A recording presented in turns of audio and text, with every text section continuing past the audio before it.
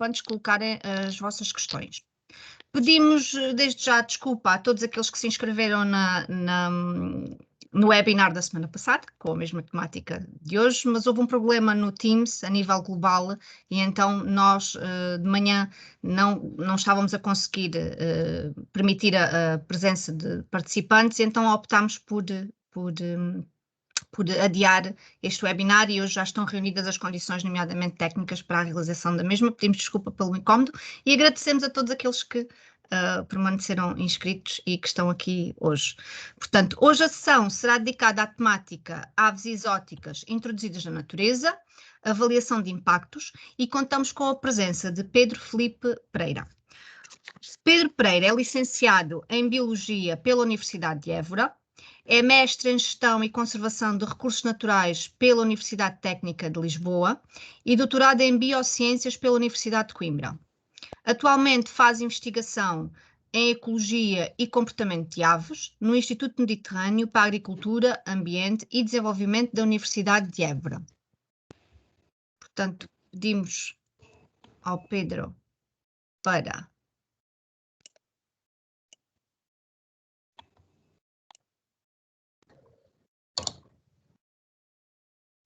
Boa tarde a todos.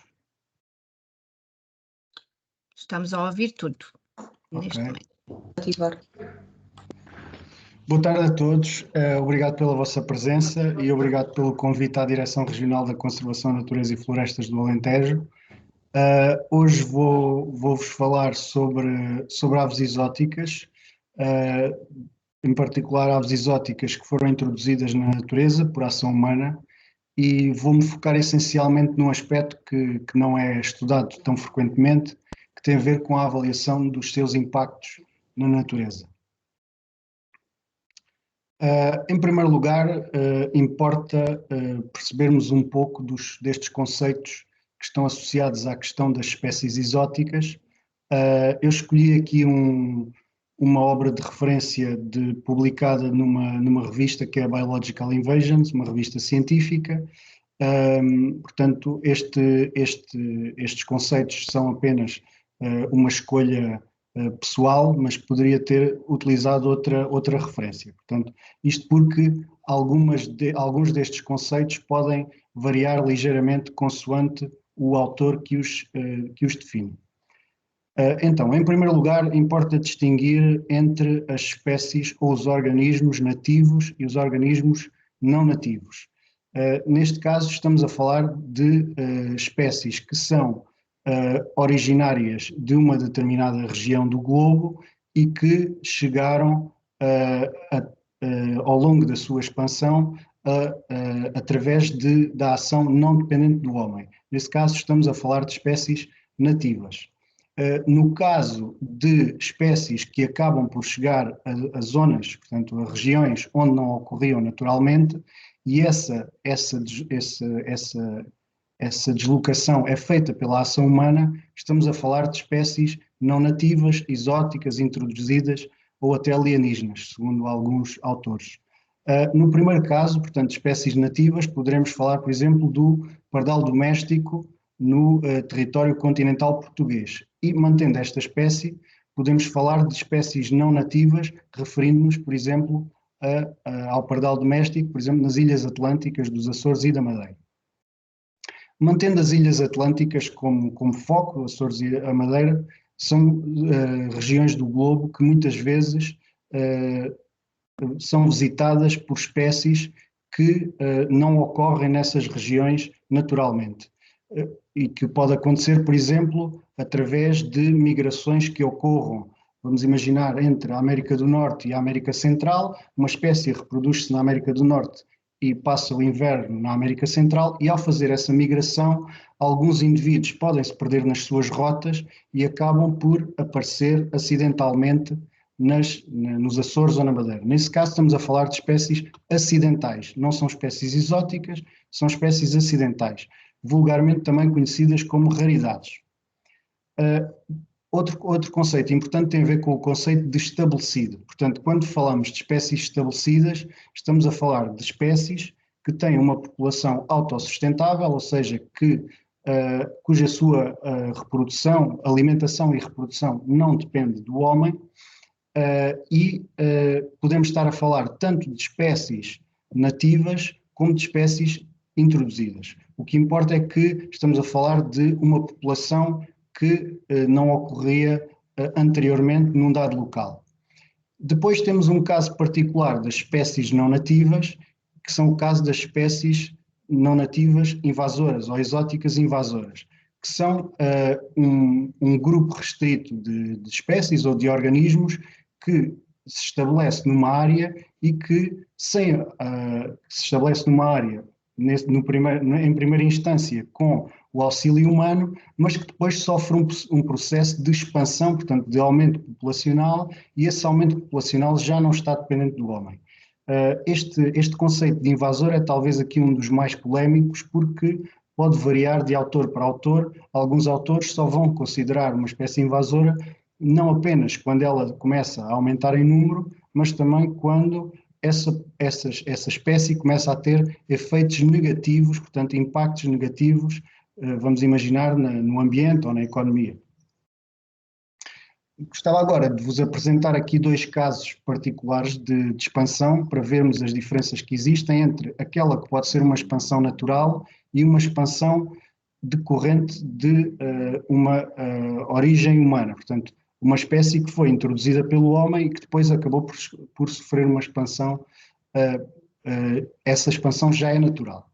No primeiro caso, portanto, uma expansão natural, pura e simplesmente sem o auxílio humano, temos o caso da rola turca, que é uma espécie que é originária da Turquia ou dos Balcãs também, e que ao longo do último século sofreu uma expansão, reforço, sem o auxílio do homem, ao longo de toda a Europa, tendo atingido a Península Ibérica por volta dos anos 60, 70 do século passado. Por oposição, temos aqui o caso do ganso do Egito, que é uma espécie exótica na Europa. Ela é nativa da África, que foi introduzida inicialmente no sul da Inglaterra, onde se começou a estabelecer vários séculos mais tarde, criou populações autossustentáveis que depois começaram a expandir e acabaram por colonizar a Europa continental. Simultaneamente, mas também mais recentemente, acabaram por existir outros focos de introdução ao longo da Europa Ocidental, resultando no seu conjunto nesta distribuição que vocês podem ver aqui, a vermelho. Temos os países onde a espécie atualmente já está estabelecida, a laranja, os países onde a espécie está em vias de se estabelecer, e a amarelo, aqueles países que já têm alguns registros, mas ainda não há qualquer indício de que a espécie esteja estabelecida. Importa dizer que uma espécie que tem condições para se estabelecer de forma tão rápida numa região, como aconteceu com a rola turca na Europa, pode ter também condições, dependendo das características dessa espécie, para se vir a estabelecer de modo invasor, exótico, invasor, noutras regiões do globo. E apresento-vos aqui a rola turca, que foi uma espécie que foi introduzida, reforço, pelo homem, na zona da Flórida, no final dos anos 80, que depois atingiu um grande desenvolvimento populacional e acabou em poucas décadas por expandir ao longo de toda a América do Norte, aproveitando o facto de ser uma espécie que consegue viver na proximidade do homem e retirar daí os recursos de que necessita em termos de reprodução e alimentação. Gostava também de vos, enquanto introdução, falar aqui um pouco dos fatores que levam a que as espécies sejam introduzidas. Escolhi aqui estas 4 espécies, são espécies que foram introduzidas na Europa. As 2 primeiras, o fazão e o pavão, são espécies que foram introduzidas de modo intencional. Assinalo aqui as primeiras introduções na Europa, as primeiras introduções conhecidas. No caso do fazão e do pavão, elas foram introduzidas ainda na época dos romanos, ao passo que as outras 2, o bico de lacre e a gralha indiana, foram introduzidas no século passado. E estas 2 últimas, o bico de lacre e a gralha indiana, que foram introduzidas de modo, em princípio, segundo se sabe, acidental. Coloco aqui um ponto de interrogação na Ásia, relativamente à gralha indiana, porque não se tem a certeza da origem das populações que foram introduzidas na Europa. Tanto podem ter sido da Ásia, onde são originárias as populações nativas, como pode ter sido também através da África. Portanto, no fundo, ela pode ter sido introduzida na África e posteriormente introduzida na Europa. Estes foram os principais fatores de introdução de cada uma destas 4 espécies. Portanto, no fazão comum foi uma espécie introduzida essencialmente com propósitos cinegéticos. No caso do pavão, propósitos estéticos. Bico de lacre foi uma espécie muito utilizada, ainda hoje é, mas foi uma espécie muito utilizada em cativeiro e que algumas das populações introduzidas, ou a maior parte das populações introduzidas, terá resultado de fugas acidentais de cativeiro. Às vezes também é difícil perceber se de facto estas populações são introduzidas, no que diz respeito a estes pequenos passeriformes, se são introduzidas de modo acidental por fugas de cativeiro ou se realmente há pessoas que têm esse objetivo de introduzir estas espécies na natureza, objetivos pouco claros e acabam por fazê-lo. No caso da gralha indiana, é uma espécie que vive na proximidade do homem, na sua área de região nativa e que facilmente acaba por utilizar zonas portuárias e depois tem vindo a sofrer um transporte acidental por navios, essencialmente na zona do Índico, mas pontualmente também já na Europa. O processo de invasão é um processo que é um processo afunilado, porque existem várias espécies que potencialmente podem ser transportadas para fora da sua área nativa. Contudo, apenas uma pequena parte dessas espécies que são transportadas para fora da área nativa acabam efetivamente por ser introduzidas, porque muitas delas ficam apenas em cativeiro. Essas espécies introduzidas, um número muito pequeno de espécies acaba por encontrar condições para o seu estabelecimento, ou seja, para criar populações reprodutoras sem o auxílio humano. Isto muitas vezes está dependente não só do ambiente que a espécie encontra, se é um ambiente relativamente parecido àquele ambiente de onde a espécie era nativa, mas também das características da própria espécie. Se é uma espécie mais generalista, acaba por poder ter algumas vantagens face a outras. E, em último lugar, um número ainda mais restrito de espécies acaba por aumentar em número nas zonas onde foi introduzida, aumentar as suas densidades e depois encontra condições para começar a colonizar áreas inicialmente na envolvência à zona onde foi inicialmente introduzida e aí sofrer um processo de expansão, podendo então classificar-se como espécie invasora, segundo alguns autores. Dou-vos aqui o exemplo do ganso do Egito, portanto uma espécie originária da África, que foi inicialmente introduzida em Inglaterra por volta de 1500, mas que só cerca de 3 séculos depois é que se começaram a estabelecer as primeiras populações. Essas populações inicialmente ficaram muito restritas às zonas onde foram introduzidas e só já no século passado é que começaram a aumentar para além dos sítios onde tinham sido inicialmente introduzidos. Portanto, como vocês podem ver, este processo de invasão, com este exemplo do ganso do Egito, pode-se perceber que há várias, no fundo, existiram várias introduções sucessivas e só ao fim de várias tentativas é que a espécie acabou por encontrar condições para se estabelecer, ou porque não foi introduzida no sítio onde a espécie encontrava melhores condições para se estabelecer, ou porque o número de indivíduos era muito reduzido, ou porque foi introduzido num período que não era tão favorável para o estabelecimento. Portanto, existem vários fatores que levam a que este processo seja tendencialmente um processo afunilado. A introdução de espécies de aves exóticas na Europa é uma questão que tem vindo cada vez mais a ser falada, porque, especialmente nas últimas décadas, houve um grande aumento de espécies que se começaram a encontrar aqui na Europa condições para o seu estabelecimento, tendo sido muitas delas também introduzidas nestas últimas décadas. E gostava de destacar aqui, portanto, este gráfico que eu aqui apresento é um gráfico que está no Atlas das Aves Reprodutoras da Europa, que saiu no final do ano passado. Quase 10% das espécies que nidificam na Europa foram dadas neste Atlas como sendo exóticas, portanto 10% já é uma proporção assinalável, e talvez ainda mais importante do que esse número, importa dizer que face ao Atlas anterior, portanto o Atlas anterior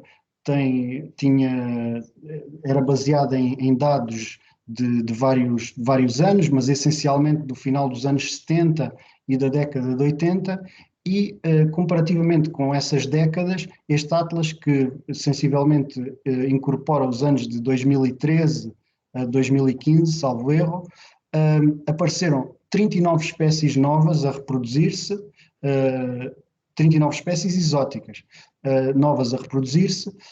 Existiram 9 espécies que aumentaram pelo menos 20% a sua área de distribuição nestas décadas, e apenas 6 espécies tinham populações estáveis, comparativamente com o período anterior, e somente 3 espécies diminuíram entre as décadas de 70, 80 e os anos 2000. Portanto, no fundo, com isto podemos ver que realmente há um número crescente de espécies que estão a conseguir estabelecer-se na Europa, e que várias delas têm já um aumento significativo da sua área de ocorrência. Contudo, o número de espécies que é considerado invasor pela União Europeia é um número muito restrito ainda. Apenas 5 espécies são consideradas como tal. Apresento-vos aqui essas espécies. Destacava, por exemplo, no caso portanto, relativamente aos impactos que estas espécies podem causar, destacava no caso do pato de rabo alçado americano, hibridação com uma espécie ameaçada europeia.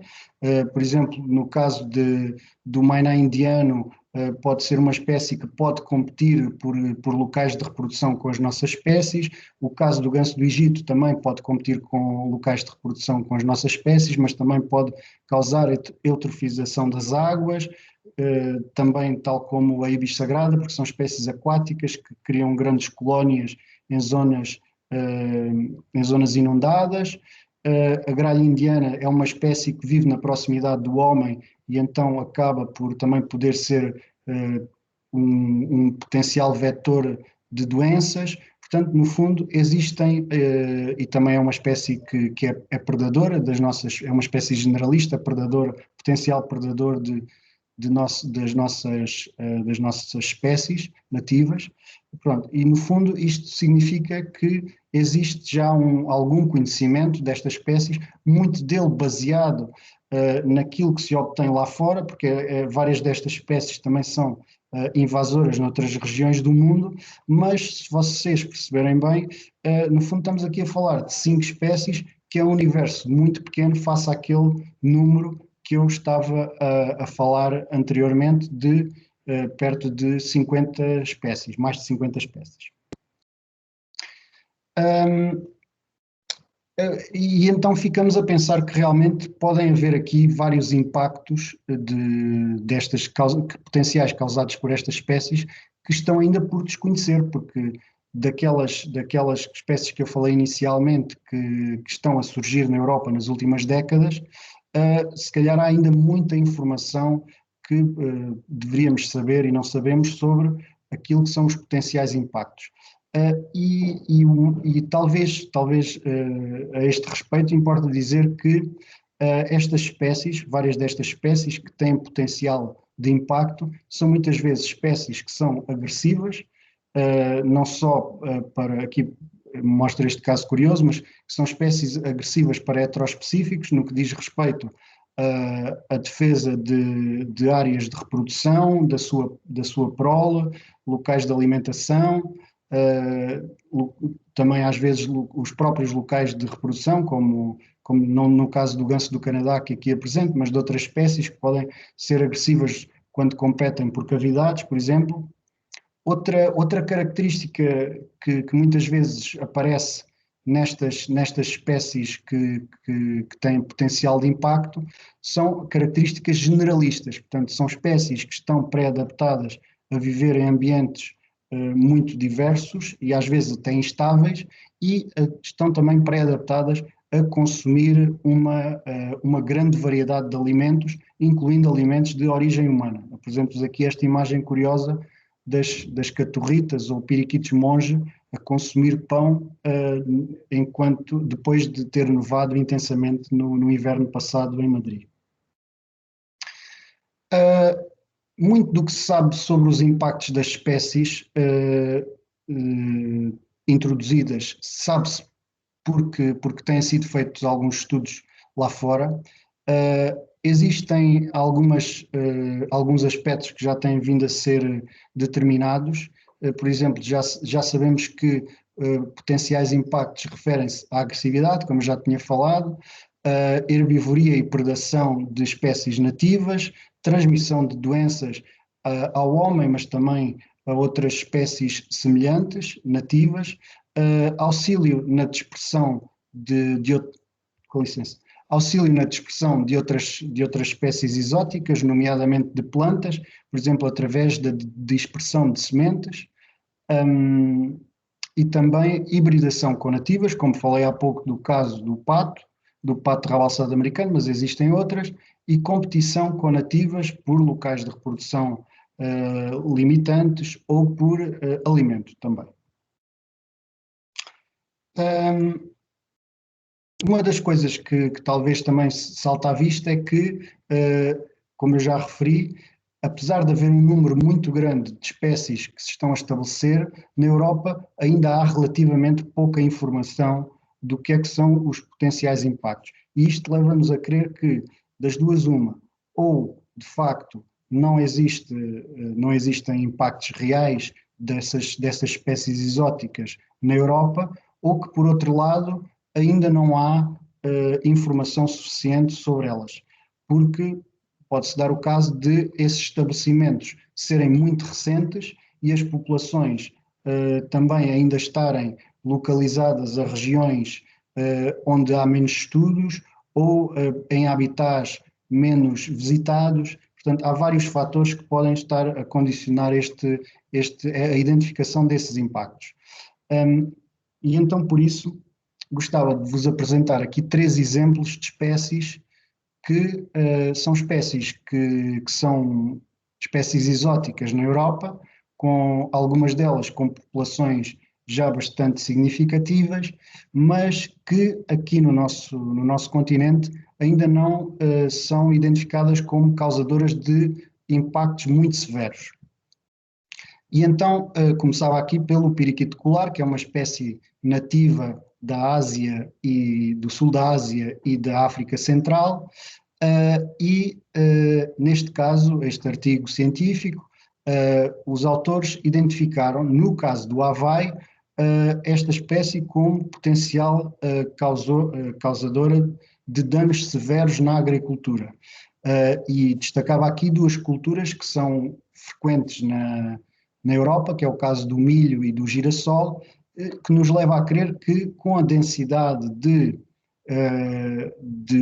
periquitos de colar que já se estão a estabelecer em várias regiões da Europa, nomeadamente em Portugal, na zona de Lisboa, mas também um pouco do Porto, de Coimbra, etc., outras cidades de média e grande dimensão em Portugal,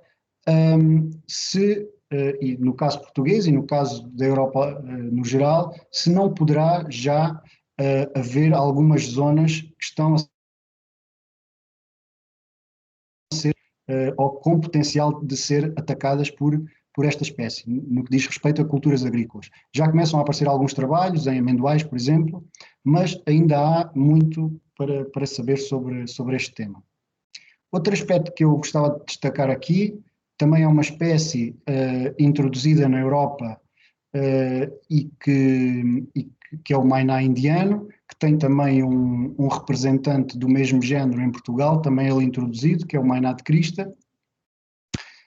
são ambas as espécies de mainás são nativas da Ásia. Aqui neste caso, no mainá indiano, portanto, isto é um estudo feito na Austrália.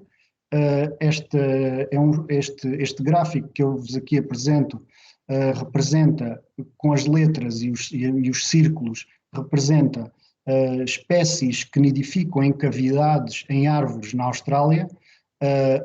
A azul, como vocês podem ver, estão as espécies nativas, e a castanho ou a dourado estão as espécies exóticas na Austrália, espécies introduzidas na Austrália, e estas circunferências têm a ver, a dimensão da circunferência tem a ver com proporcionalmente com a dimensão corporal da espécie.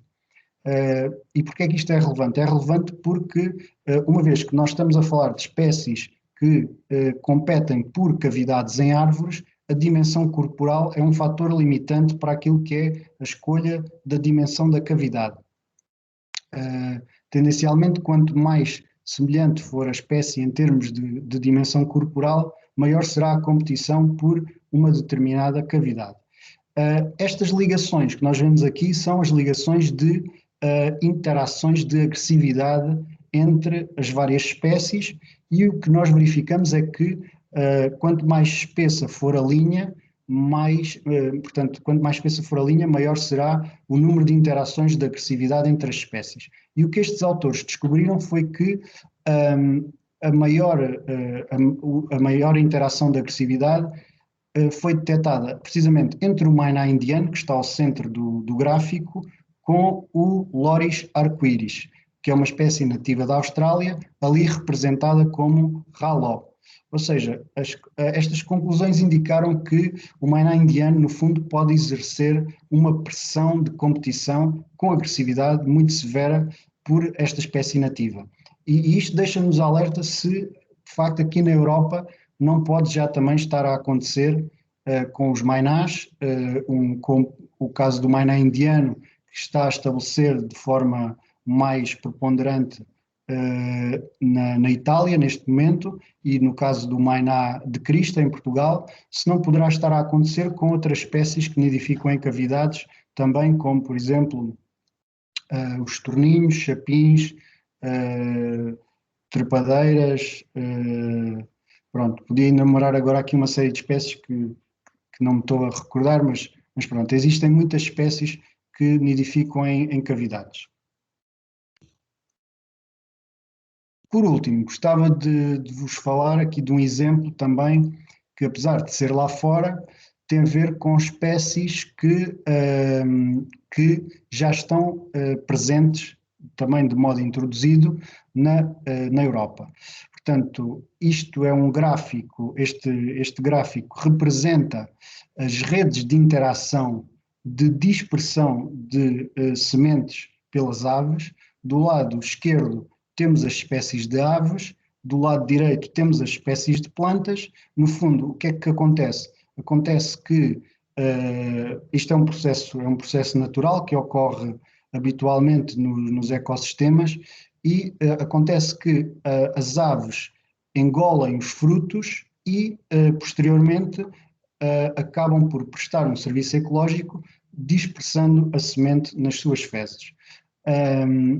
Este mecanismo, que como eu disse, ocorre de forma natural, neste caso particular desta ilha do Havaí, os autores observaram que a maior parte uma coisa importante a dizer é que a espessura desta ligação é também tanto mais grossa quanto mais frequente for a dispersão desse tipo dessa espécie de planta por essa espécie de ave.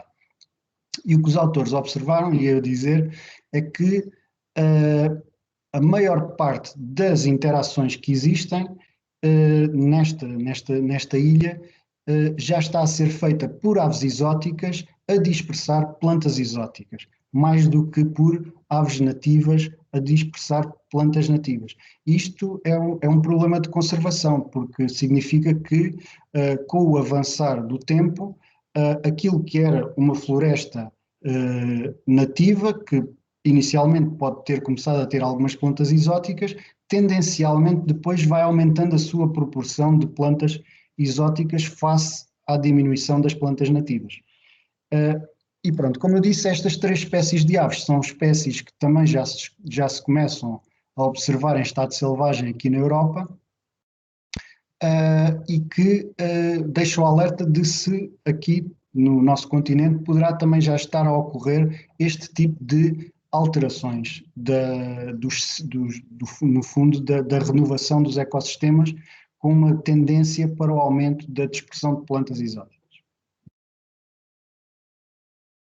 E agora, esta grande questão que estava aqui a levantar acerca da dispersão de plantas exóticas por aves exóticas foi um dos fatores, não o único, mas um dos fatores que nos conduziu a esta espécie, que é o roxinol do Japão, que é uma espécie que nós temos vindo a trabalhar nos últimos tempos, que temos vindo a utilizar como espécie modelo dos nossos trabalhos em biologia das invasões. Esta é uma espécie nativa da Ásia, essencialmente do sudeste asiático, que foi introduzida na Europa inicialmente no final do século XIX como ave de gaiola, porque acharam que era muito, muito apelativa do ponto de vista da plumagem e do seu canto. Alguns indivíduos foram escapando e ao longo de mais de um século não houve nenhum estabelecimento de nenhuma população na Europa, até que finalmente por volta de 1990 começaram a estabelecer-se as primeiras populações em França. Posteriormente começaram a haver introduções também com estabelecimentos em Itália, Espanha e mais recentemente também em Portugal. Esta é uma espécie muito, muito particular no que diz respeito às espécies introduzidas na Europa, porque, ao contrário da maioria delas, é uma espécie que não ocorre em ambientes muito humanizados. Ela prefere florestas, zonas florestais com grande densidade e diversidade arbórea e de arbustos também, muitas vezes na proximidade da água, zonas com bastante umidade, e raramente vai ocorrer em zonas agrícolas, como por exemplo os bicos de lago que eu já falei, ou os tecelões, e também raramente vai ocorrer em zonas puramente urbanas. Ocasionalmente pode ocorrer em alguns parques e jardins de maior dimensão que tenham, por exemplo, não só uma grande diversidade de plantas produtoras de frutos, mas também uma grande disponibilidade de arbustos para nidificar. Talvez esse seja o principal fator limitante desta espécie. É uma espécie que tem algumas predisposições para se tornar invasora, porque ela é bastante generalista do ponto de vista alimentar, alimenta-se não só de insetos, de frutos e também sementes, tem a particularidade de ser uma espécie que tem uma época de nidificação muito mais ampla do que a maior parte dos nossos passeriformes nativos, vai sensivelmente de abril a setembro. Como eu já disse, nidifica em arbustos, e tem outra vantagem no que diz respeito a outras espécies, porque é uma espécie que é tendencialmente gregária, principalmente fora da época de reprodução, e com isso pode tirar partido de poder ter mais sucesso em ambientes novos, precisamente porque os indivíduos acabam por poder aprender uns com os outros, mais facilmente do que se fosse uma espécie solitária. Outro fator que nos despertou interesse nesta espécie teve a ver com o facto de ser uma espécie muito pouco conhecida, enquanto espécie introduzida na Europa, precisamente porque é uma espécie que ocorre em ambientes densos, pouco visitados pelo homem. Não há muitas pessoas que acabem por visitar estes ambientes comparativamente com outros, onde fazem observação de aves, desde zonas úmidas a zonas agrícolas, zonas urbanas. Além disso, de ser uma espécie discreta nos seus habitats que seleciona e também nos hábitos, é uma espécie que tem vocalizações muito semelhantes a algumas espécies nativas, como seja a totinegra de Barrete ou o melro.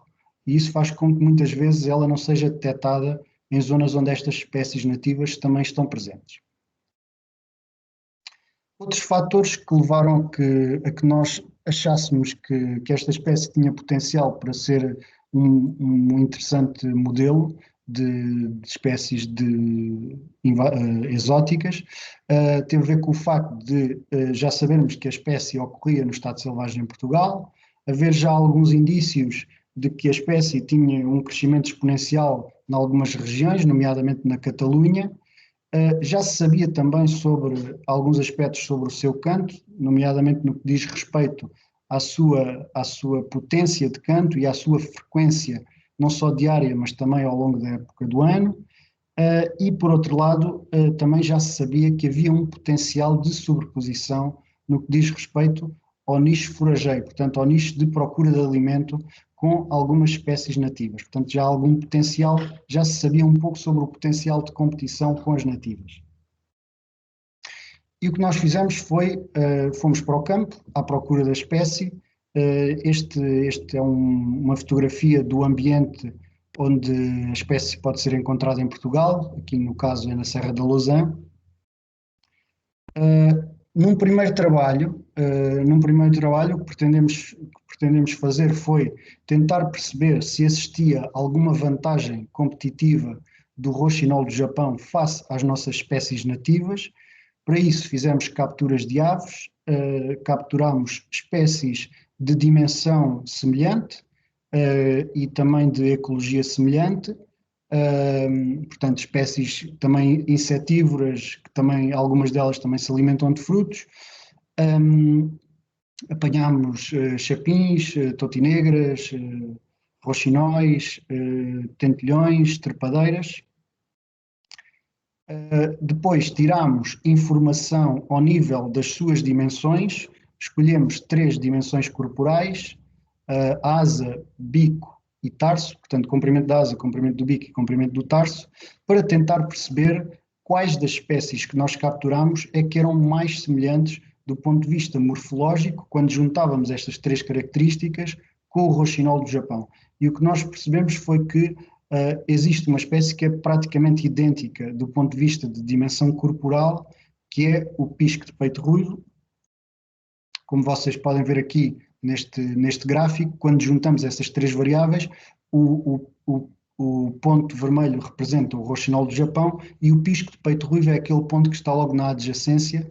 Portanto, no fundo indica que é uma espécie, são 2 espécies de dimensão corporal muito semelhante. E isto dá um potencial de competição muito acentuado entre estas 2 espécies. Depois aqui, para trabalhos futuros, utilizamos também a espécie que, no fundo, tem a dimensão corporal, a espécie com a dimensão corporal mais semelhante a seguir ao pisco, que foi a totinegra de Barreto. E utilizámos essas 3 espécies, rouxinol do Japão, pisco de peito ruivo e totinegra de Barreto, num estudo posterior. Portanto, num estudo posterior, utilizando espécies com dimensão corporal muito semelhante, tentámos perceber qual destas 3 espécies é que poderia ter uma maior vantagem uma maior vantagem competitiva face às outras. Decidimos utilizar também uma biometria, portanto uma medida que fosse indicadora, no fundo, de uma dessas vantagens competitivas e selecionámos a largura do bico, porque estamos a falar de espécies que são, em boa parte do ano, frugívoras e que muitas vezes o que se verifica é que a largura do bico é um fator limitante para que os indivíduos consigam engolir os frutos inteiros, o que dará uma maior vantagem competitiva face a indivíduos ou espécies com o bico mais estreito, porque possibilita que esses indivíduos engulam não só frutos de menor dimensão, mas também frutos de maior dimensão, ao passo que os indivíduos que têm maiores restrições, ou seja, larguras mais estreitas, estão obviamente condicionados a comer frutos menores. E o que nós percebemos foi que destas 3 espécies, apesar de elas terem a dimensão corporal muito semelhante, o rouxinol do Japão destacava-se com uma largura de bico superior. e nós assumimos isso como uma vantagem competitiva desta espécie exótica face às duas nativas. E aí partimos para um segundo trabalho em que nós pretendemos fazer, no fundo, tentar perceber qual é que era a dominância comportamental do roxinol do Japão face a estas duas espécies nativas que eu falei, quando num ambiente controlado. Portanto, num ambiente em que nenhuma das espécies, nenhum dos indivíduos estava familiarizado e, simultaneamente, com a disponibilização de alimento que nós previamente já sabíamos que seria alimento do interesse destas três espécies. Selecionámos uvas e tenébrios como alimento e colocámos esses alimentadores em árvores artificiais e filmámos o comportamento das aves. No fundo, o que nós fizemos foi, numa primeira fase, colocámos um indivíduo de uma das duas espécies nativas, portanto, ou pisco ou totinegra, durante 10 minutos e com alimento, e ao 11º minuto, também durante 10 minutos, colocámos um roxinol do Japão. E, durante esse período, no fundo, fizemos uma medida, uma quantificação dos comportamentos de agressividade medidos, observados em função da disponibilidade alimentar. O que nós verificamos foi que o pisco de peito ruivo, apesar de ser uma espécie, apesar dos piscos de peito ruivo terem uma manifestação de intenção de agressividade muito acentuada face, por exemplo, ao roxinol do Japão, muitas vezes apontando o bico ao roxinol do Japão, verificamos que, no global, o roxinol do Japão tinha muito maior sucesso quando tentava aproximar-se dos oponentes nativos, tinha muito maior sucesso em os afastar do sítio onde eles se encontravam. Esse afastamento não significava necessariamente que houvesse um ataque físico, mas muitas vezes só o simples aproximar do roxinol do Japão era o suficiente para que os piscos ou as totinegras se afastassem do sítio onde estavam inicialmente. E então nós concluímos que, no fundo, o roxinol do Japão está localizado do ponto de vista comportamental num nível superior hierarquicamente do que do ponto de vista de defesa de território em ambiente alimentar está num nível acima dos piscos e das totinegras. Posteriormente, pretendemos fazer um trabalho também relacionado com a questão de dominância, mas neste aspecto, neste caso, dominância ao nível vocal. Para isso, já não utilizamos um ambiente artificial, mas sim utilizamos a natureza. Portanto, no fundo, fomos visitar territórios de nidificação de pisco de peito ruivo e de totinegra durante a época de reprodução e nesses territórios utilizamos, no fundo, fomos simular a invasão desses territórios. Utilizámos para isso o roxinol do Japão, mas também o chapim real. Chapim real porquê? Porque é uma espécie que aqui serve de controle, é uma espécie nativa, com que os piscos e as totinegras sempre coevoluíram, sempre coabitaram, e então, no fundo, acaba por servir de controle face à oposição do roxinol do Japão. Ora, como é que isto aconteceu? Aconteceu que, vamos imaginar, nós fomos a um território de pisco, gravámos o canto do pisco durante 5 minutos e um canto espontâneo, sem qualquer interferência, e após esses 5 minutos fizemos a interrupção durante 3 minutos. Cada vez que o pisco cantava, fizemos a interrupção com uma canção de roxinol do Japão.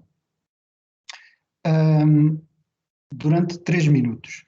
Terminados esses 3 minutos, acabamos com essa interrupção e gravamos a resposta de canto do pisco. A seguir, fizemos a mesma coisa, mas com interrupção com chapinha real. Durante 3 minutos, posteriormente gravámos a resposta face ao chapinha real. E depois, noutros casos, trocámos, fizemos primeiro o chapinha real e depois a interrupção com o roxinol. Fazendo isto em territórios de piscos e de totinegras. Ora, e o que é que nós obtivemos? Obtivemos que os piscos demoraram mais tempo após a interrupção do roxinol do Japão, após a interrupção, seja do roxinol do Japão, seja após a interrupção do canto, os piscos demoraram mais tempo a responder, a voltar a cantar após a interrupção com o roxinol do Japão. Mais segundos até voltarem a cantar. No fundo, acaba por haver aqui uma interferência do canto do roxinol do Japão, no caso do pisco. No caso da distância a que se afastaram tanto os piscos como as totinegras, foi outra variável que nós medimos, a distância à coluna onde estava a emitir as vocalizações. Aquilo que aconteceu foi que esse afastamento foi muito maior em termos de tempo. Os indivíduos do território, tanto os piscos como as totinegras, estiveram afastados muito mais tempo após a interrupção com o canto do roxinol do Japão do que com o canto do chapim real. O que nós vemos aqui é a presença das espécies dentro de cada uma das duas espécies, dentro de um raio de 10 metros em volta da interrupção, em volta da coluna. Ora, e então o que é que nós fomos fazer a seguir?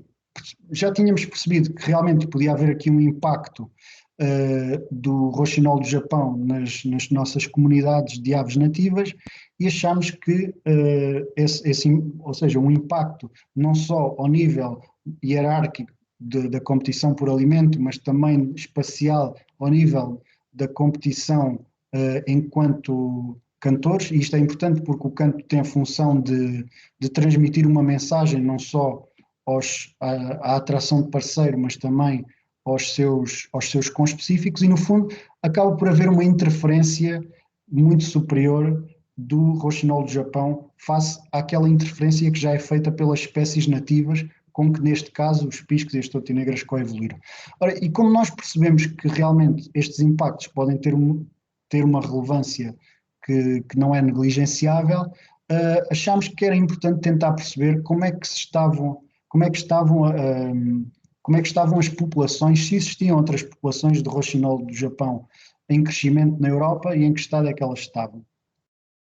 E então o que nós fizemos foi reunir toda a informação dispersa sobre esta espécie, que até então não existia nenhuma compilação da distribuição desta espécie na Europa, e fomos tentar perceber quais é que eram as populações que estavam estabelecidas, aqui assinaladas a vermelho, as populações que estão em processo de estabelecimento, assinaladas algumas delas a preto, e outras populações que acabaram, outros registros que acabaram por não estabelecer ainda populações na atualidade. Portanto, o que nós verificamos é que existe um número crescente de registros, especialmente desde o ano 2000, podemos ver aqui neste gráfico da esquerda, e que temos já várias populações estabelecidas, como eu já disse há pouco, em Portugal, Espanha, França e Itália.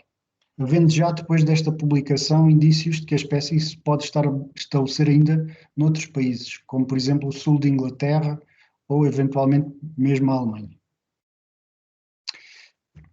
O que nós depois pretendemos fazer foi tentar perceber quais é que seriam as características ambientais que favoreciam, de uma forma geral, a presença desta espécie na Europa.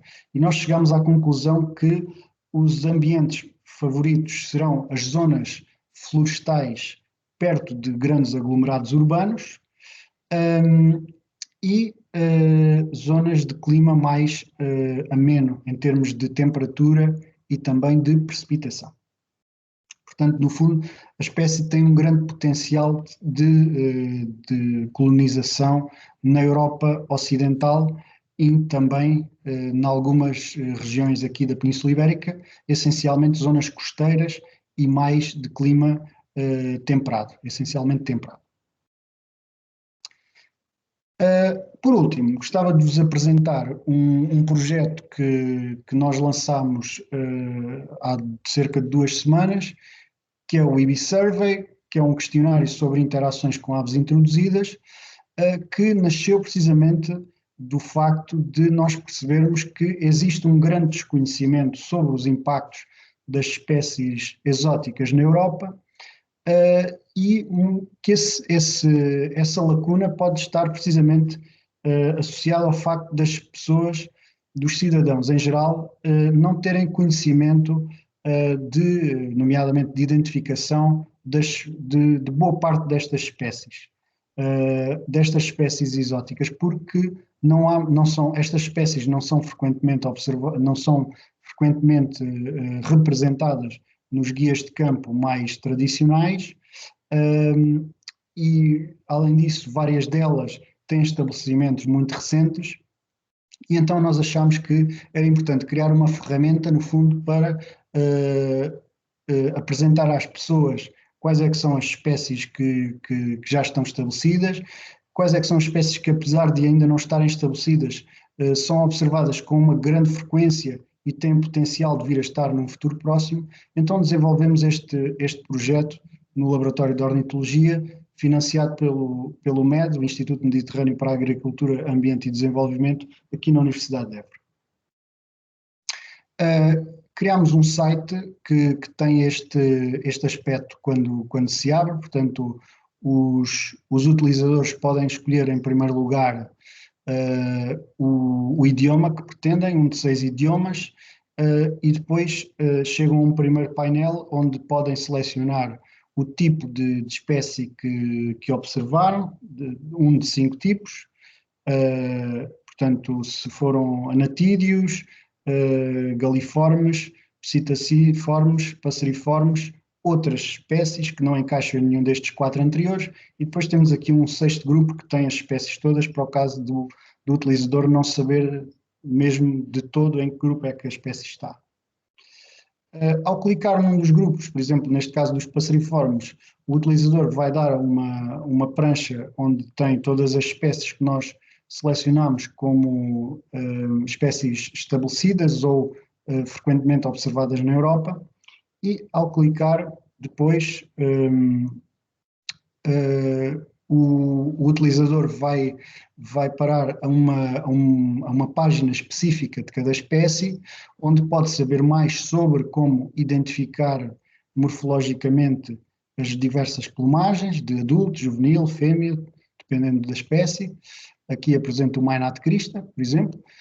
Depois um mapa com a ocorrência da espécie, um pouco sobre a ecologia e a introdução dessa espécie, os habitats utilizados pela espécie, a tendência populacional da espécie e a dimensão aproximada da população europeia, um maior detalhe nas regiões do país onde a espécie ocorre e, por último, um comparativo, no fundo, pranchas comparativas da espécie exótica em cada ficha com espécies nativas semelhantes ou outras espécies exóticas semelhantes, no fundo, para tentar perceber como é que se distinguem de espécies potencialmente confundíveis. Numa segunda parte, selecionamos alguns comportamentos que, no fundo, podem indiciar a existência de um impacto dessas espécies exóticas. Eu há pouco não disse, tem aqui o link do site e também o QR Code. Estes comportamentos foram escolhidos porque achámos que eram representativos desses impactos e que, no fundo, depois nos podem ajudar, enquanto investigadores, a tentar perceber, com o acumulado de registros, quais é que são realmente os impactos mais severos de cada espécie ou em que região é que estão a ocorrer com maior severidade. Gostava só de vos apresentar aqui alguns exemplos, como por exemplo este caso da caturrita, o periquito monge a consumir produtos agrícolas, é um potencial, um comportamento com potencial risco de impacto. Outros comportamentos que nos podem deixar em alerta são comportamentos, perdão, são comportamentos de agressividade para com espécies nativas. Por exemplo, coloco aqui o cisne preto, portanto, no canto superior direito, o cisne preto a competir pelo espaço com o cisne mudo, que é uma espécie nativa europeia. Não é nativa de Portugal, mas é nativa da Europa Central, onde esta fotografia foi obtida. E também, por exemplo, aqui em baixo, do lado esquerdo, uma interação de agressividade entre o ganso do Canadá, também exótico, com o nosso ganso bravo nativo europeu. Portanto, no fundo, são exemplos destes que são comportamentos que nós podemos observar na natureza e que nós chamamos a atenção dos observadores no caso de observarem algum destes comportamentos de consumo de produtos agrícolas ou de outros alimentos que possam causar dano às atividades humanas ou até mesmo ao ambiente. E também estes casos de agressividade heteroespecífica, nós chamamos a atenção para o caso de, se por acaso encontrarem algum destes registros, que tiverem alguma destas observações, que façam o registro neste questionário que depois podem aceder através do site, para no fundo nós, com o acumular de registros, como eu já disse, conseguirmos perceber quais é que são os impactos destas espécies sobre as quais ainda se sabe muito pouco na Europa. E pronto, muito obrigado pela atenção e obrigado pelo convite. Obrigado a todos. Muito obrigada, Pedro. Nós pedimos agora, Pedro, só para deixares de partilhar aí a tua tela. Ok. Já está, não é? Obrigada. Sim. Pedimos agora a todos os participantes que queiram colocar as suas questões, que levantem a mão. Vamos dar aqui preferência. Já temos aqui o Gonçalo Elias. Gonçalo. Sim, boa tarde. Estão a ouvir? Boa tarde. Sim. Ok. Antes de mais, muito obrigado ao Pedro por esta muito interessante apresentação, que isto é um tema que eu acho que é extremamente relevante e eu acho que é muito importante que estes aspectos sejam estudados e acho que ainda há muito para descobrir. Eu queria deixar dois apontamentos e depois colocar duas questões. Os apontamentos são duas coisas muito breves. O primeiro é sobre a rola turca. Pedro, referiste que a espécie é originária da Turquia. Eu penso que a situação não é bem assim, embora as expansões passadas estão muito mal documentadas, mas aquilo que se pensa é que ela é originária da Índia e dos países circundantes, que pelo menos era essa a distribuição em 1600 e que terá chegado à Turquia alguns entre o século XVII e XIX, mas como estas coisas estão muito mal documentadas, não se sabe muito bem se ela chegou lá introduzida até 1900 ou se chegou lá de forma natural. O que se sabe é que a partir de 1900 ela se expandiu da Turquia, mas não é certo que seja nativa dessa zona. E em relação aos Estados Unidos, referiste que ela foi introduzida na Flórida, tanto quanto eu sei, do que eu li em várias referências, ela foi introduzida não na Flórida e sim nas Bahamas, que ficam entre Cuba e a Flórida, e que a partir das Bahamas é que se expandiram naturalmente para a Flórida e depois para o resto do continente americano. O outro apontamento era sobre o pardal. Penso que referiste, eu acho que não percebi mal, mas penso que referiste que o pardal é nativo no continente e é introduzido na Madeira e nos Açores. Penso que não percebi mal. Ora, nos Açores efetivamente é introduzido e eu acho que chegou lá através de barcos, o chamado ship assisted, portanto, transporte por navios. Mas na Madeira não há pardal comum. Sim, tens razão. Só há pardal espanhol e mesmo a origem do pardal espanhol tem sido objeto de algum debate, porque no site da BirdLife diz que o pardal espanhol foi introduzido, mas eu acho que o pardal espanhol, segundo vem no Bannerman do Birds of the Atlantic Islands, ele chegou lá naturalmente em 1935 na sequência de episódios de Vento de Leste. Portanto, mesmo assim, essas coisas antigas são mal documentadas. Mas era só esta apontamento sobre o pardal. Agradeço. Não, tudo bem. Agora, as minhas duas questões. A primeira é sobre o ganso do Egito, e isto eu pergunto porque eu, por casualidade, estou a preparar uma apresentação sobre essa espécie e há um aspecto que para mim não é muito claro. E talvez tu saibas responder. Há dados sobre o impacto concretamente do ganso do Egito? Eu sei que é uma espécie com um comportamento agressivo, mas eles, por outro lado, são herbívoros.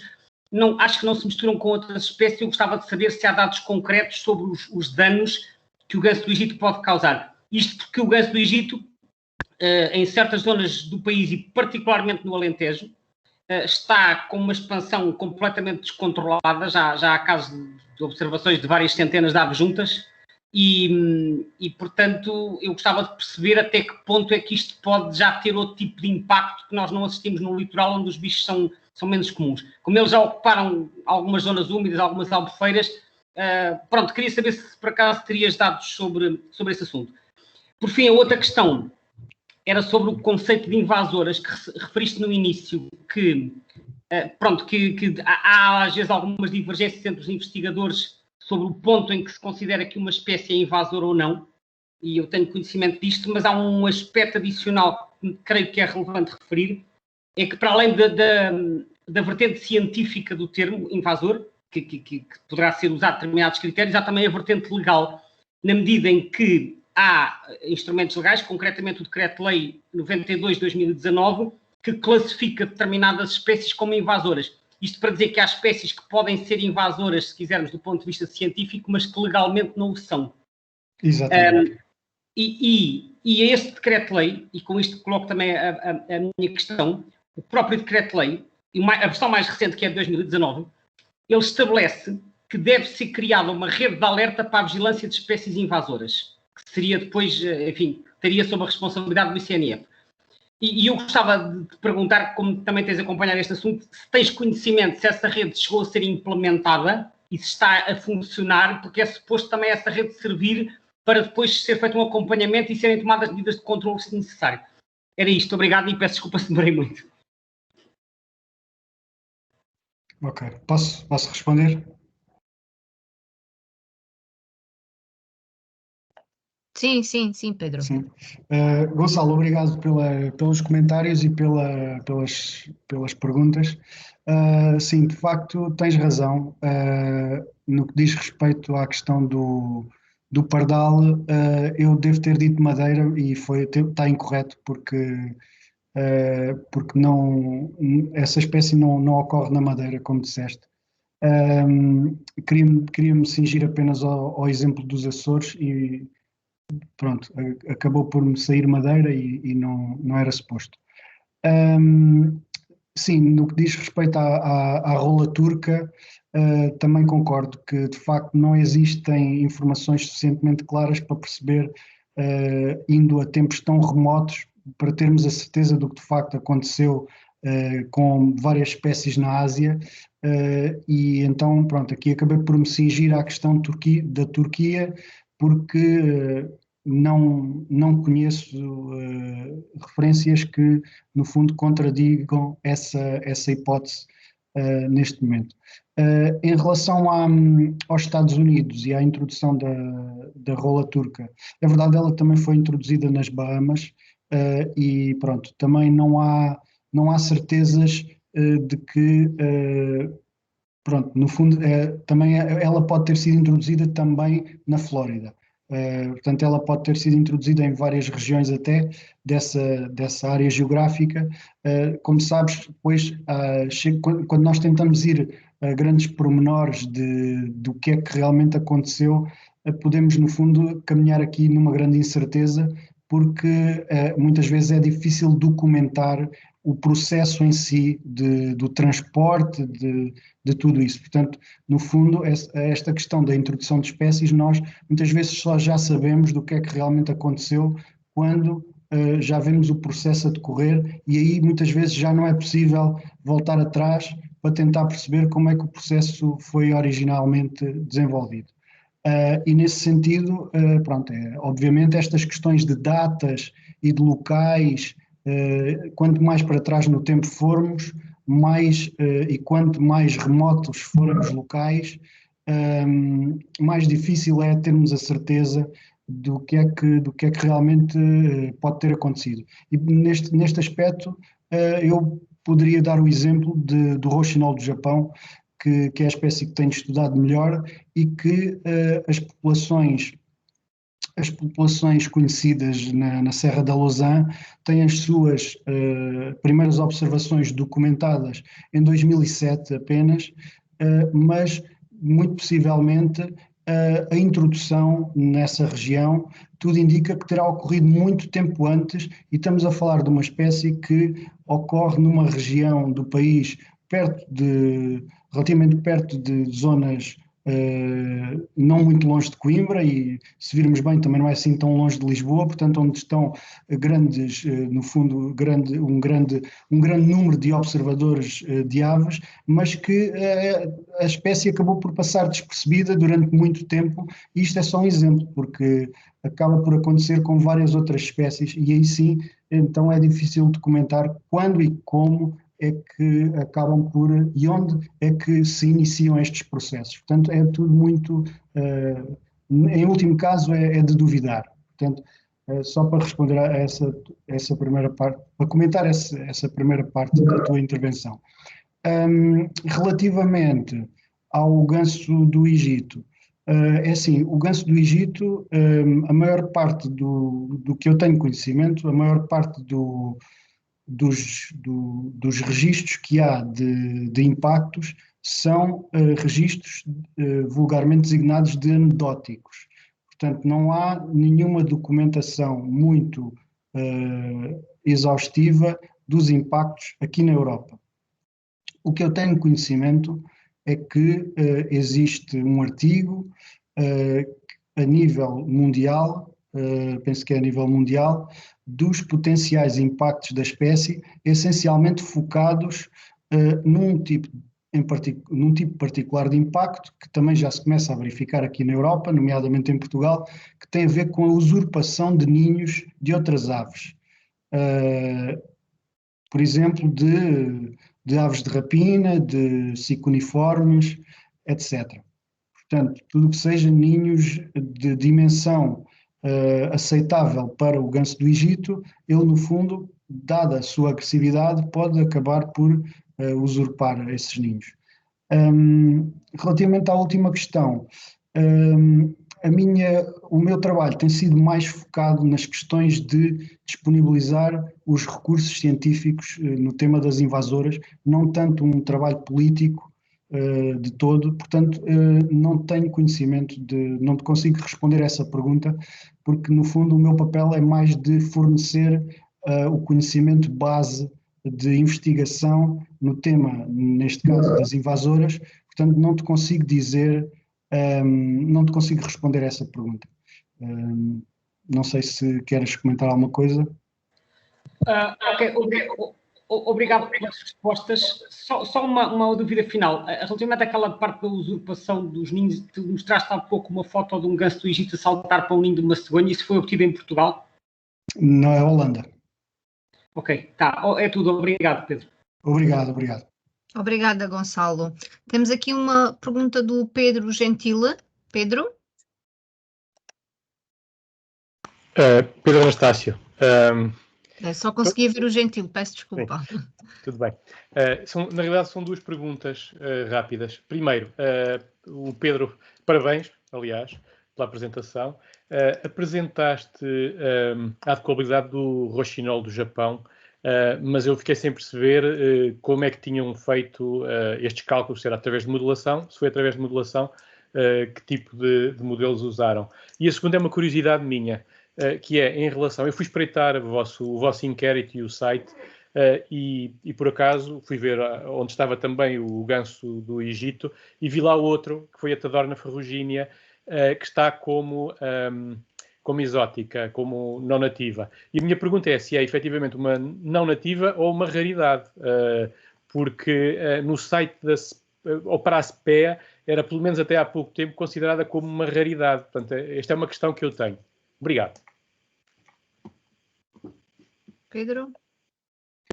Olá Pedro, obrigado pelo comentário e pelas perguntas. Pronto, em primeiro lugar, sim, foram utilizados modelos de adequabilidade de habitat, portanto, foi tudo tratado estatisticamente. Em relação ao. Portanto, eram duas perguntas, não é? A outra era do Tadorna Ferrugina, não é?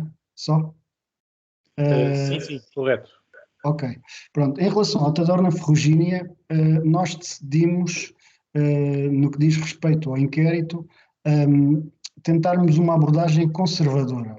Não foi apenas com esta espécie, também utilizámos essa abordagem com o flamingo anão. E o que é que eu quero dizer com isto? Quero dizer, salvo erro, com mais uma outra espécie que podem ocorrer na Europa de modo natural, no caso particular, na maior parte das situações, de modo acidental. Portanto, são espécies que ainda têm populações, nativas em África e na Ásia, em ambas as espécies, e que acidentalmente os indivíduos podem ser observados na Europa. A grande questão é que, em ambos os casos, tanto o flamingo anão como o Tadorna ferrugínea, nós, na maior parte dos casos, não temos condições de saber se os indivíduos eram originários de populações nativas e simplesmente se perderam e vieram parar à Europa, ou se de facto são indivíduos originários de populações introduzidas que depois se estabeleceram numa região da Europa e que a partir daí dispersaram para ser observados noutro local. A menos que hajam anilhas que confirmem esses indícios, não temos forma de controlar isso. No que diz respeito ao Tadorna ferrugínea, de facto, é talvez uma das situações mais complicadas, porque a espécie esteve em acentuado declínio na Europa ao longo do último século, salvo erro, e acabou por desaparecer de áreas tradicionais em que invernava, por exemplo, no sul de Espanha, e também havia populações saudáveis a nidificar nativas na zona do sudeste europeu, Grécia, Bulgária, Ucrânia. Essas populações diminuíram ao longo do último século e o que surgiu foi, mas ainda não estão extintas, essas populações continuam a existir de modo nativo e o que aconteceu foi que ao longo do último século começaram a ser introduzidos Tadornas ferrugíneas em vários países do centro da Europa, que depois formaram populações autossustentáveis e começaram lentamente a aumentar em número e a dispersar por vários outros países. É possível que tenham havido inúmeras introduções, resultando depois em múltiplos eventos de reprodução. Apesar de tudo, não é uma espécie que esteja a sofrer um grande aumento que seja comparável àquele que está a sofrer o ganso do Egito. Mas sim, é de facto uma espécie cujo estatuto na Europa é duvidoso e terá que ser visto caso a caso. Mas uma vez que tem uma população nidificante muito grande, de origem introduzida, nós achamos que era interessante documentar e depois tentar perceber a posteriori o que é que se poderia tratar de indivíduos nativos ou não, correndo o risco de nunca vir a descobrir. Não sei se respondi. Obrigado. Obrigado. Temos aqui mais uma questão do Luís Ferreira. Luís? Ok, boa tarde. Felicitar a organização e felicitar o Pedro pela exposição e pela palestra. Pedro, a pergunta que eu coloco é o seguinte: além desses estudos de biometria que realizou ou que realizaram, fizeram determinação de índices de abundância comparativamente ao Iritax ou outras espécies? Se fizeram índices de abundância ao longo do tempo, a monitorização das populações, já se apercebem de variação das populações, quer por isso do rouxinol, quer das outras espécies? É essa a questão, ou é essas as questões. Obrigado, bom trabalho. Olá, Luís, obrigado pela pergunta. Pois, realmente, esse aspecto que fala é um aspecto que também nos interessa e nós, desde 2014, começámos a registar as abundâncias das várias espécies na Serra da Lousã. Esses dados ainda não foram analisados a fundo, mas já percebemos que pode haver alguma tendência para a diminuição de algumas espécies. O que se verifica é que, como nós sabemos, estes processos são processos que muitas vezes podem demorar tempo, especialmente quando estamos a falar de espécies comuns, como por exemplo o caso do pisco e o caso da totinegra de Barreto, são espécies muito comuns e que, por muito que as populações estejam localmente a diminuir, pode continuar a haver indivíduos que acabam por ocupar a cada ano aqueles locais. Isso só é possível só é possível determinar com um grande esforço da milhagem que também temos vindo a tentar fazer, mas que ainda não temos dados concretos. Portanto, no fundo, estamos a trabalhar no sentido de obter essa informação e que eu julgo que mais 2 anos, sensivelmente, podemos estar confiantes para dizer que há populações que estão ou não a sofrer consequências de decréscimo com o impacto, neste caso, do roxinol do Japão. Mas neste momento ainda não conseguimos afiançar em concreto. Ok, obrigado. Obrigado. Obrigada, Luís, também, e Pedro. Temos aqui umas questões aqui no nosso bate-papo, da Mariana Magalhães. Queria perguntar se os resultados do inquérito referido no final da apresentação serão disponibilizados e, se sim, quando? Ok. Obrigado, Mariana, pela pergunta. Bem, em primeiro lugar, é importante dizer que o inquérito só foi lançado, acho que faz uns 15 dias, portanto, é muito recente ainda. Portanto, o objetivo será, as nossas previsões serão, o projeto tem numa primeira fase o objetivo de durar 2 anos, não sabemos se depois vamos prolongar ou não, mas o objetivo será, em princípio, no final de cada um dos 2 anos, fazer um relatório, uma espécie de relatório simples para que, no fundo, os cidadãos que participaram e todos os outros que tenham interesse no tema possam saber os resultados. No fundo, a resposta é essa, sensivelmente a cada ano, tentar fazer uma espécie de relatório.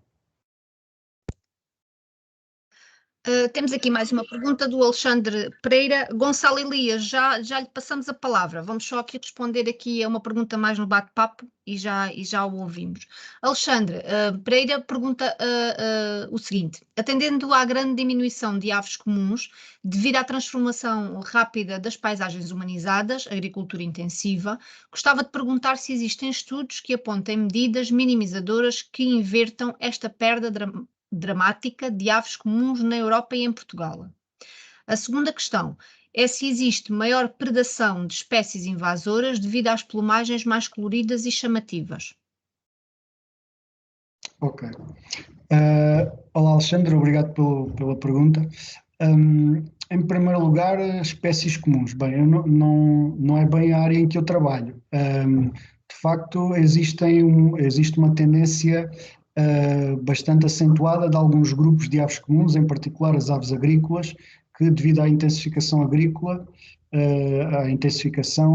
têm vindo a diminuir, principalmente nas últimas 2 décadas, de modo mais acentuado. Existem vários estudos a nível europeu que apontam nesse sentido. Eu, em particular, não tenho trabalhado tanto nessa área, não sei se estou a responder à pergunta, depois podemos tentar ver melhor. A outra pergunta tem a ver com a predação. É assim, esse tipo de trabalhos não é muito fácil de perceber, porque os trabalhos comparativos são sempre trabalhos muito morosos em termos de execução.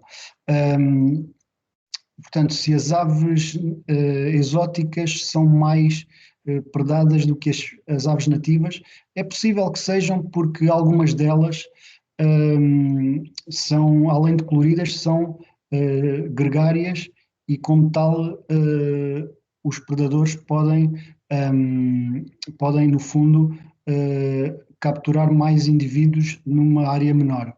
Por outro lado, também podem não ser tão predadas, porque a maior parte das espécies exóticas, em particular as espécies exóticas coloridas, e estou a pensar nos psitacídeos, ocorrem em ambientes urbanos onde a densidade de predadores é, em geral, baixa. Portanto, a resposta a essa pergunta não é fácil, porque, de facto, não diria que não há só uma resposta, vai depender de cada caso, vai depender de que ambiente é que estamos a falar, em termos de habitat, vai depender de que região é que estamos a falar, de que predadores é que possam existir nessa região e de que espécies exóticas é que estamos a falar também.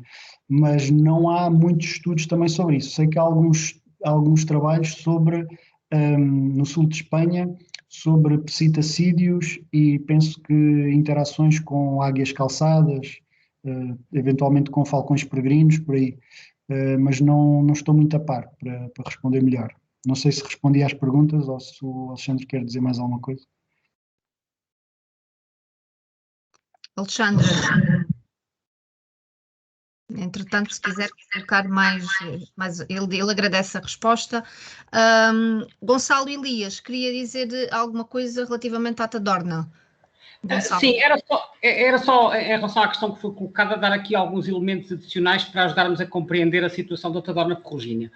O que se sabe historicamente, e historicamente estamos a falar de há 100 anos atrás, é que a espécie, que era muito mais frequente em Marrocos, aparecia regularmente, pelo menos no sul de Espanha, onde invernava nas marismas do Guadalquivir, penso com populações invernantes da ordem dos 500 indivíduos. Isto ocorria regularmente no passado. O rei Dom Carlos também dava a espécie como aparecendo no nosso território, não sei se como invernante ou não.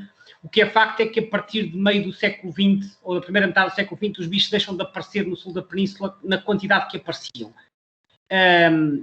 Também em parte se calhar pela drenagem das zonas úmidas, em parte por terem diminuído em Marrocos. Entretanto, o que se sabe em Portugal é que há muitas fugas de cativeiro, porque eu próprio já observei uma vez um perto de Viseu e depois no dia seguinte outra pessoa foi lá fotografá-lo e o bicho estava anelhado. Portanto, há casos em que se sabe que são fugas de cativeiro. Eu já troquei opiniões sobre isto com responsáveis quer do Comitê Português, quer do Comitê Espanhol de Raridades. Toda a gente concorda que é uma espécie que é muito difícil de destrinçar fugas de eventuais divagantes genuínos, mas houve uma pessoa que me chamou a atenção para um aspecto muito interessante, que é o seguinte: em Portugal, as observações a norte do Tejo são quase todas de indivíduos isolados, enquanto que a sul do Tejo aparecem bandos que às vezes excedem a dezena.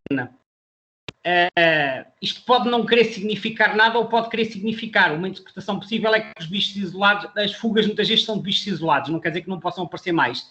Enquanto que o facto de aparecerem bandos maiores, sobretudo em zonas pouco povoadas, como é o caso do Alentejo, sugere, é apenas especulativo, mas sugere a possibilidade de ainda haver bandos divagantes que venham do norte da África e que apareçam por cá. É verdade que é tudo incógnito e, como o Pedro referiu, só com seguimento individual é que nós poderíamos ter respostas. De qualquer forma, só para deixar aqui esta nota de que existe a possibilidade de, na atualidade em Portugal, haver efetivamente um misto de fugas com divagantes genuínos e em que, eventualmente, na metade norte seriam, sobretudo, fugas e na metade sul haveria maior prevalência de genuínos. É especulativo. E mais uma coisa só que é importante referir. Onde tem havido uma enorme expansão do Tadorna ferrugínea é nas Ilhas Canárias. Eles começaram a colonizar Fuerteventura, onde também apareciam fora da época de nidificação. Na ilha de Fuerteventura, atualmente, creio que já são mais de 500, e em anos recentes começaram-se a expandir para outras ilhas, pelo menos para Lanzarote, para a Grande Canária e penso que para Tenerife também. Portanto, eles estão a expandir-se, não nesta direção, mas estão a expandir-se. Não sei se isto significa alguma recuperação em Marrocos, mas pronto, era só para dar aqui estes apontamentos que eu acho que ajudam a enquadrar a situação da espécie. Obrigado. Obrigada, Gonçalo. Pedro, não sei se quer dizer alguma coisa relativamente ao comentário do Gonçalo. Sim, posso só dizer que, relativamente às Canárias, o que as informações mais recentes que tenho é que a espécie aí é considerada atenção, sim, mas que é uma expansão com populações nativas. Obrigada. Temos aqui a observação da Cláudia Lopes, que estavam aqui umas questões acima que não tinham sido respondidas. De qualquer das formas, eu creio que a Cláudia se está a referir aqui às questões do Pedro Anastácio, que entretanto fez a sua intervenção por voz e colocou as questões. Não sei se o Pedro ainda está aí e se a Cláudia se estava a referir a estas duas perguntas do Pedro Anastácio, creio eu. Se não é, peço que me corrija. De qualquer das formas, creio que já respondemos a todas as questões que estavam aqui no chat. Eventualmente, se houver alguma questão, peço que a coloquem novamente. De qualquer das formas, eu já vou deixar aqui o e-mail do Pedro, portanto, para ficar disponível para alguma questão futura que possam fazê-lo diretamente ao Pedro, e de certeza que haverão eventualmente questões e agradecemos também, e o Pedro agradece também a resposta à questão do questionário. Portanto, eu queria agradecer desde já a presença do Pedro, do nosso orador, e a participação de todos aqueles que aqui estiveram. Informamos que na próxima terça-feira, portanto, o nosso webinar será dedicado às orquídeas silvestres do Alentejo, conhecer para proteger, e teremos aqui o Ivo Rodrigues, que será o nosso orador da próxima terça-feira. Portanto, muito obrigada a todos, um bom resto de terça-feira, uma boa semana a todos, e até breve. Boa tarde. Muito obrigado. Obrigada, Pedro. Muito obrigado por tudo. Obrigada a nós. Até breve. Obrigada. Até breve. Com licença, obrigado.